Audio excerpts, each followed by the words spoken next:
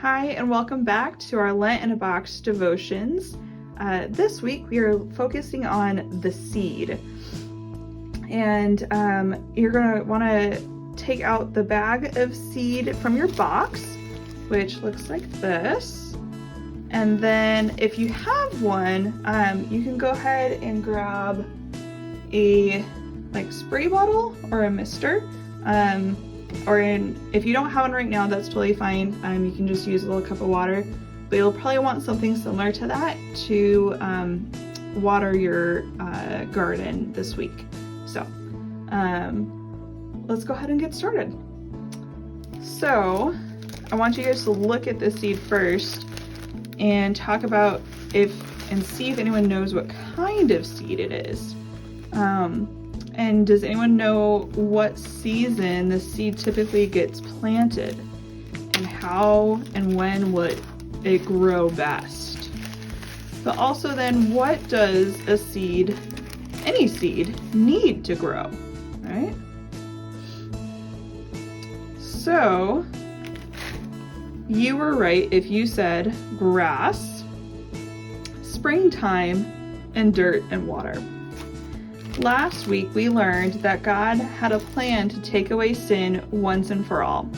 He sent his one and only Son, the light of the world, to shine in the dark and scary places of our sin-filled lives, so that we, his people, could be forgiven and shine the light for others to see.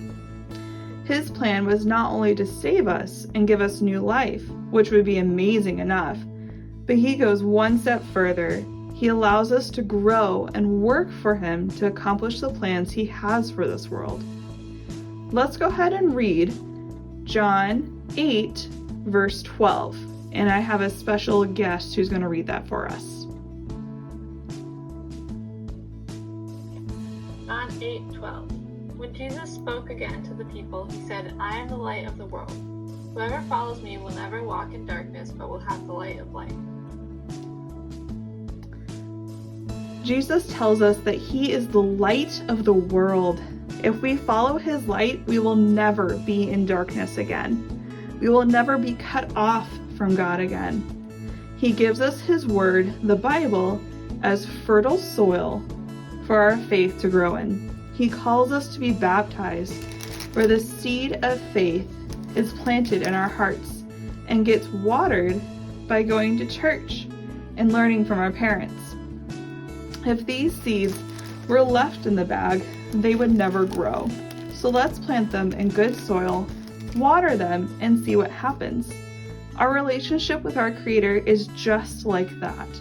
Leave out God in your life, leave out the light that he has to offer, leave out his word, and you will be like the seeds left in the bag. All the potential in the world, but nothing to show for it but death. So go ahead and take this time to scatter your seed on the mound of dirt from last week. And if you want to, there's more than enough in there that you can scatter it all over. And maybe leave a little bit of space in front of your tomb rock for the next couple of weeks. Okay, so we'll scatter it. And then once you're done scattering and putting it all in there, you're going to want to go ahead and water it so it starts. I'm going to try and cover the top of my tomb as best as possible. So your resurrection garden should look a little bit like this. I'm going to give it a couple squirts so that it gets wet. And don't forget to water this maybe a couple times a day for the next couple days. All right, it will start to grow pretty fast, so just keep an eye on it. And if you want to, you could even maybe plant a flower seed or two, okay, if you have them. All right, and just a reminder that these seeds will grow pretty quickly, so you will have to trim your grass once it's full grown. Okay, and so your discussion questions for this week talk about where do we see signs of new life? Outside and in our hearts and in our lives. Because new life is not just the spring growth of flowers and of the grass, but it is the growth of ourselves and of our friends as well.